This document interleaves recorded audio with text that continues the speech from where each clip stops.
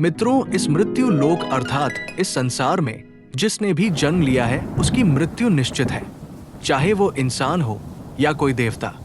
तो मित्रों, आज हम जानेंगे कैसे हुई भगवान श्री कृष्ण की मृत्यु, कहाँ हुआ भगवान श्री कृष्ण का अंतिम संस्कार। मित्रों, आज की कथा में हम कई ऐतिहासिक, धार्मिक, पौराणिक कथाएं और रहस्यों के बारे में जानेंगे। इस कथा में कई ऐतिहासिक रहस्य और कई सवालों के जवाब हैं, जैसे कैसे हुई भगवान श्री कृष्ण की मृत्यु, किसने किया भगवान श्री कृष्ण का अंतिम संस्कार, आखिर क्यों डूबी द्वारिका, आखिर कैसे हुआ यदुवंश का विनाश, गांधारी ने महाभारत युद्ध के बाद श्री कृष्ण को क्या श्राप दिया था, श्री कृष्ण की मृत्यु किस शिकारी के बाण से हुई थी और उस शिकारी का नाम क्या था। पौराणिक कथाओं के अनुसार श्री कृष्ण को बाण मारने वाले शिकारी पिछले जन्म में कौन था और उसने किस बात का बदला लिया था। श्री कृष्ण ने अपना शरीर किस स्थान पर त्यागा था। नमस्ते मित्रों, आपका स्वागत है हमारे चैनल द डिवाइस टेल्स पर। आज हम जानेंगे कैसे हुई भगवान श्री कृष्ण की मृत्यु और किसके द्वारा और कहां हुआ भगवान श्री कृष्ण का अंतिम संस्कार। तो मित्रों, कथा में अंत तक बने रहें और वीडियो पसंद आए तो वीडियो को लाइक करें और चैनल को सब्सक्राइब करें। तो मित्रों, कथा को प्रारंभ करते हैं। मित्रों, महाभारत का मौसम पर्व 18 पर्वों में से एक है और ये 8 अध्यायों का एक संकलित रूप है। इस पर्व में भगवान श्री कृष्ण के मानव रूप को त्यागना और उनकी मृत्यु के पश्चात उनकी नगरी द्वारिका के साथ हुई घटना का विस्तार से वर्णन मिलता है। तो मित्रों, विस्तार से जानते हैं पूरा इतिहास।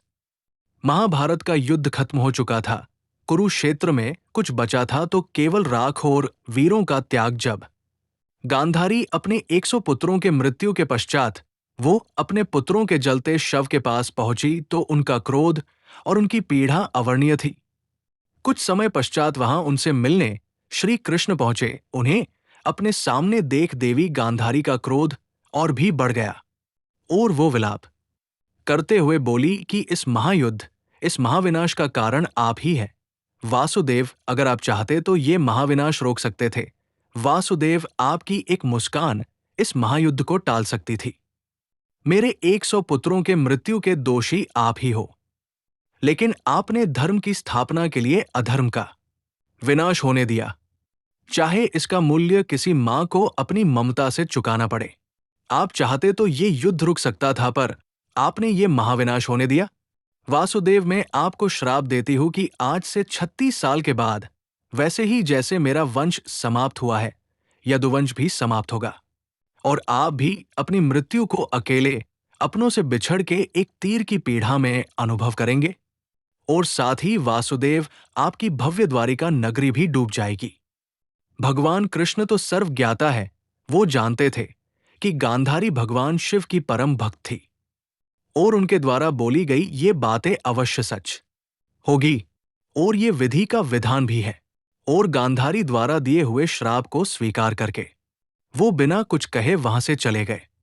कुछ साल बाद धीरे धीरे गांधारी द्वारा दिए हुए श्राप का असर दिखने लगा और द्वारिका में आए दिन विचित्र और अशुभ घटनाएं घटने लगी और इसी क्रम में यदुवंशी आपस में लड़ने झगड़ने लगे और उनकी लड़ाई ने तब विकराल रूप ले लिया जब यदुवंश के सेनापति सांथेकी ने दूसरे सेनापति कृतवर्मा को ही मार दिया।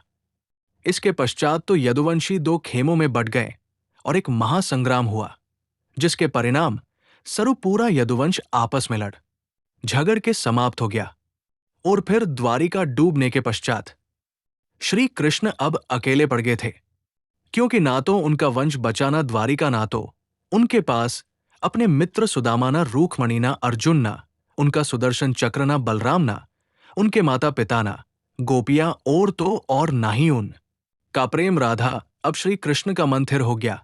अपने मन को शांत करने के लिए वो एकांत में एक शांत वन में पहुंचे। वहीं एक पुराना पीपल का पेड़ था और वो वहां उस पेड़ की छाया तले शांत मुद्रा में बैठ गए। तब वहां से कुछ दूर एक शिकारी, जिसका नाम जरा था, वो उस वन में शिकार के लिए आया था। उसने दूर से देखा तो उसे लगा कि ये किसी हिरण की आंखें हैं और बस उसने उस और तीर चला दिया, जो जाकर सीधे भगवान श्री कृष्ण के बाएं पैर पर लगा। जब वो उस पेड़ के समीप पहुंचा तो उसने देखा कि भगवान श्री कृष्ण का पैर लहू लुहान है, और ये सब उसकी अज्ञानता के कारण हुआ है। और वो वहीं बैठकर विलाप करने लगा। श्री कृष्ण ने उससे कहा कि तुम व्यर्थ ही विलाप मत करो, ये तो विधि का विधान है। असल में तुम पूर्व जन्म में राजा बाली थे, जिसे मैंने छुप कर मारा था, और यही कारण है कि आज तुमने अनजाने में मुझ पर तीर छोड़ा है। इतना कहते ही भगवान श्री कृष्ण ने अपने प्राण त्याग दिए।